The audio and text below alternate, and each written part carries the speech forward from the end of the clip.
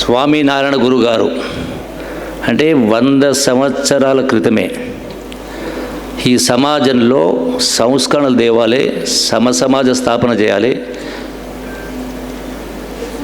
మనిషి ఆలోచన విధానం మారాలి, మనమంతా ఒకటే, ప్రపంచమంతా ఒకటే అనేటువంటి ఒక తత్వం బోధించడం కోసం 100 సంవత్సరాల క్రితం వారు ఒక అంకిత భావంతో మరి 100 సంవత్సరాల క్రితం ప్రబోధించినా కూడా 100 సంవత్సరాల తర్వాత కూడా ఈనాటికి కూడా ఆశించినటువంటి వారి ఆలోచన విధానాలని 1% జనాభా కూడా మనం వాటిని అలవర్చుకోలే,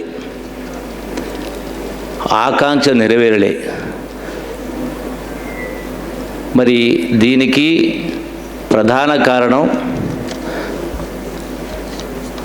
ప్రభుత్వాలు ఏవైనా ఎవరైనా ప్రధానంగా విద్య అంటే విద్య ఉంటే తప్ప, విద్య అంటే ఈనాడున్న విద్య ఇలా పోటీ విద్య, కేజీలు పీజీలు అనుకుంటూ అంకెలు, ఆంగ్లం, ఇంగ్లీష్ మీడియాలు ఇదే గొప్ప చదువులు అనుకుంటాను. అంటే మరి చదువు యొక్క అర్థం పరమార్థం మనిషి తనను తాను సంస్కరించుకొని సమాజాన్ని సంస్కరించడం నేర్పేదే విద్య యొక్క అర్థం పరమార్థం. మూలం అది లోపించింది. ఏ స్థాయికి పోయిందంటే చదివేస్తే ఉన్నమతి పోయినట్టుగా తయారైంది. అది ఎంతటి వారైనా దాని కారణంగానే ఈనాడు ఎన్నో అఘాయిత్యాలు కావచ్చు, ఘోరాలు కావచ్చు, నేరాలు కావచ్చు, పూర్తిగా అధపాతాళానికి పోయింది ఆలోచన విధానం. ఎన్ని సంక్షేమ కార్యక్రమాలు, ఎన్ని అభివృద్ధి కార్యక్రమాలు ఎన్ని చేసి మనం ఎంత గొప్పగా చెప్పుకున్నా, ఏ ప్రభుత్వాలైనా ఎంత గొప్పగా చెప్పుకున్నా నేల విడిచి జామ చేసినట్టుగా అసలు మర్చిపోయి అన్నీ చేస్తూ ఉన్నాం. మరి ఈనాడు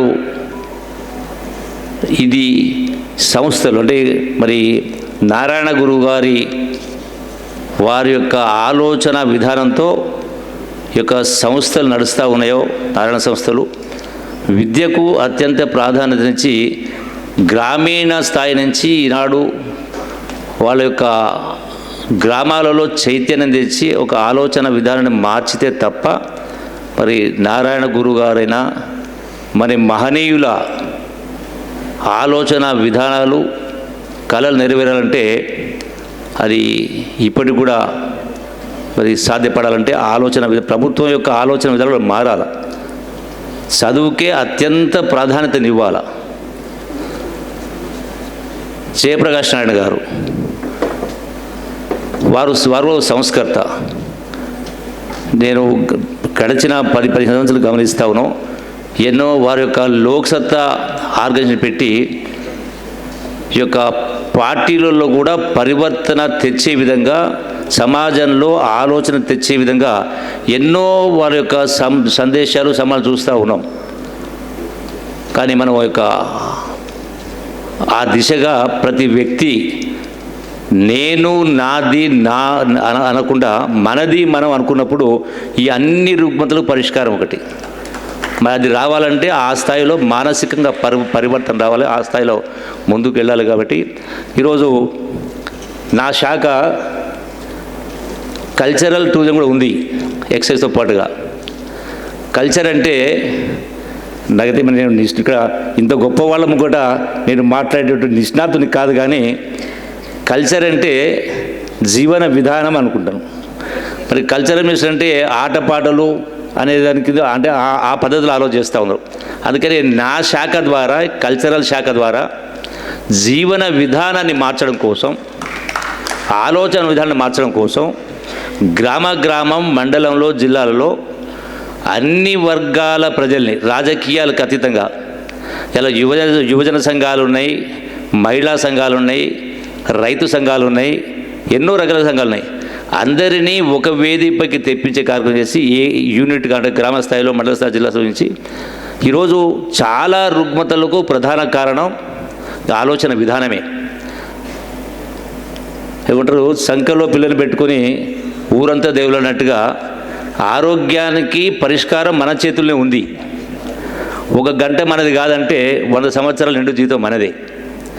చదువుకు సంబంధించి కూడా ఈరోజు ప్రభుత్వాలు ఎన్ని సంక్షేమ అభివృద్ధి కార్యక్రమాలు ఎన్ని స్కీములు పెట్టినా అవన్నీ ఎటుపోతూ ఉన్నాయి అంటే ఆలోచన లేని కారణంగా. ఈ రోజున నేను కొన్ని గ్రామాల్లో యాక్చువల్ టెస్ట్ కూడా చేసినాం విద్యకు సంబంధించి, అంటే క్వాలిటీ ఎడ్యుకేషన్ ఇవ్వడం కోసం. పేదవాళ్ళు వాళ్ళ యొక్క సంపాదన కాయకష్టం చేసినటువంటి సంపాదన మొత్తం కూడా ప్రైవేటు కార్పొరేటు స్కూల్స్కు కాలేజీకు ఖర్చు పెడతా ఉన్నారు. అట్లాగే ఆరోగ్యానికి సంబంధించి కూడా ఒకనాడు అన్ని దానాల కన్నా మహాదానం విద్యాదానం అన్నారు. మరి ఈనాడు అన్ని వ్యాపారాల కన్నా గొప్ప వ్యాపారం విద్యా వ్యాపారం, వైద్య వ్యాపారం అయింది. అంటే ఒక సంఘటిత శక్తిగా ఉండి ఏ గ్రామానికి ఆ గ్రామం అందరూ ఉదరు కూర్చొని ఆలోచన చేస్తే ₹1 కూడా బయట ఖర్చు పెట్టకుండా,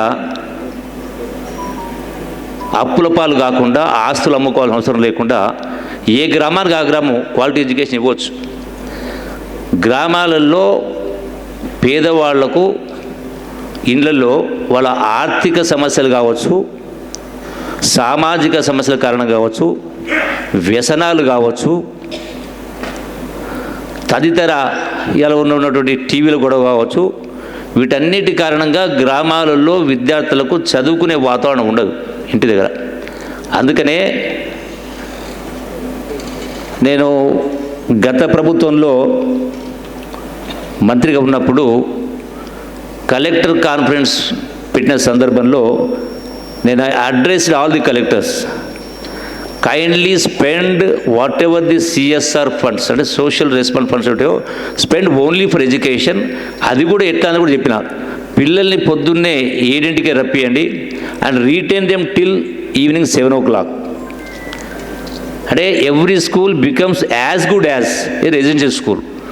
₹1 ఖర్చు కాకుండా.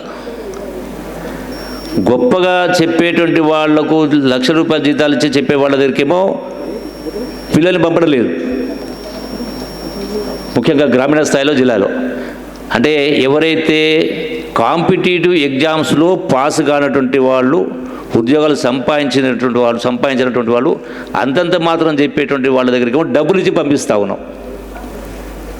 అంటే సింపుల్. అంటే ఇది ప్రజాప్రతినిధులతో పాటుగా ఏదైతే నారాయణ గురువు గారి సంస్థ ఎట్లాగా పనిచేస్తున్నాయో ప్రతి వ్యక్తి, ప్రతి సంస్థ అందరం కూడా ఆ దిశగా ఆలోచన చేసినప్పుడే సమాజంలో మార్పు వస్తుంది, ఈ రుగ్మతలకు పరిష్కారం దొరుకుతుంది. తప్ప అంతవరకు కూడా అది జరిగేంత వరకు ఇది ఇట్లాగే కొనసాగుతుంది అనేటువంటి వాస్తవం గమనించి, మరి వచ్చేటువంటి ఈ యొక్క తెలంగాణ రాష్ట్ర ప్రభుత్వంలో ఆ చైతన్యం చేసే దిశగా మా కల్చరల్ డిపార్ట్మెంట్ కూడా ఆ కార్యక్రమానికి శ్రీకారం చుడతాం. దానికి జయప్రకాష్ నారాయణ గారు కూడా ఆహ్వానించే కార్యక్రమం చేస్తాం. Thank you very much.